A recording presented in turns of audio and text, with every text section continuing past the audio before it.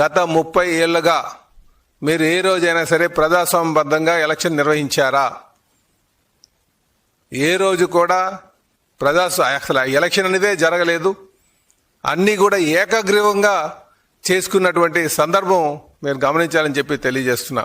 కానీ ఈరోజు ఏకగ్రీవంగా అలాంటి పరిస్థితి లేకుండా ప్రజాస్వామ్యం మళ్ళీ ప్రాణం పోసుకునే విధంగా తెలుగుదేశం పార్టీ అక్కడ మరి ఎలక్షన్ నిర్వహించడం జరిగిందని చెప్పేసి ఈ సందర్భంగా తెలియజేస్తున్నాం.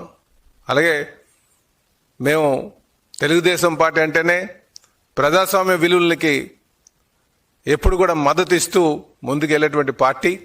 కనుక ఈరోజు ఏదైతే ఒంటిమిట్టలో జరుగుతున్నటువంటి జడ్పీటీసీ ఎలక్షన్ కావచ్చు, అలాగే పులివెందులో జరుగుతున్నటువంటి జడ్పీటీసీ ఎలక్షన్ కావచ్చు, చరిత్రని తిరగరాయబోతుంది.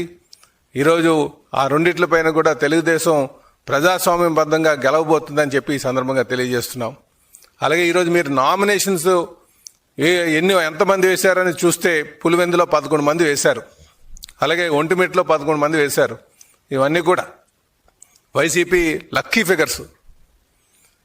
గతంలో ఏ రోజైనా సరే పులివెందుల్లో నామినేషన్ వేసేటువంటి పరిస్థితి ఉందా అని అడుగుతున్నాం. ఈరోజు 11 నామినేషన్లు పడ్డాయంటే ఇదే ప్రజాస్వామ్యంకి నిలువెత్తు సాక్ష్యం అని చెప్పేసి ఈ సందర్భంగా తెలియజేస్తున్నాం. అలాగే అక్కడ ఎక్కడ కూడా ఎవరిని ఏ ఓటర్ని కూడా భయభ్రాంతులు గురి చేసేటువంటి పరిస్థితి కూడా లేదు. కేవలం వీరన్నీ కూడా వైసీపీ నాయకులు చేస్తున్నటువంటి ఆరోపణలు మాత్రమే అని చెప్పేసి తెలియజేస్తున్నాం. అందుకే మేము మొదటి నుంచి కూడా చెప్తున్నాం, పులివెందుల్లో ఈరోజు స్వేచ్ఛగా ముందుకి ప్రజలు వస్తున్నారు. పులివెందుల్లో ఎటువంటి దారుణాలు కూడా ఎటువంటి భయభ్రాంతులు లేకుండా ప్రజలు స్వేచ్ఛగా వచ్చి ఓటు వేశారని చెప్పేసి మేము తెలియజేస్తున్నాం.